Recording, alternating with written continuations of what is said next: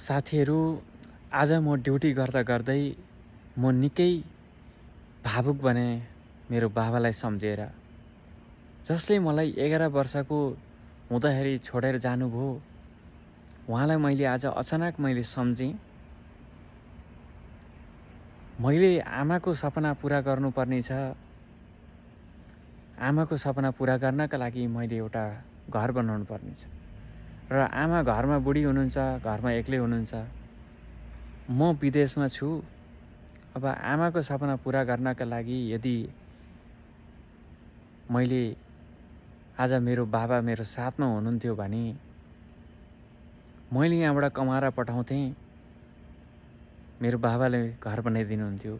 हरेक दुःख सुखमा सल्लाह सुझाव साथ दिनुहुन्थ्यो। तर आज विडम्बना, मलाई न सल्लाह सुझाव दिने कोही छ, न मलाई साथ दिने कोही छ। पैसा कमाउँछु, तर त्यो पैसालाई कहाँ लगाउने, कुन सही ठाउँ कुन गलत ठाउँ भनेर छुट्याइदिने आज मान्छे मलाई साथ दिने मान्छे शुद्ध छैन।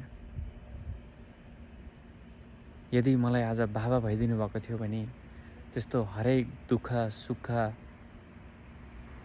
हरेक सल्लाह सुझावहरू मलाई आज दिएर मलाई हातमा समातेर मलाई अगाडि डोर्याउनु हुन्थ्यो।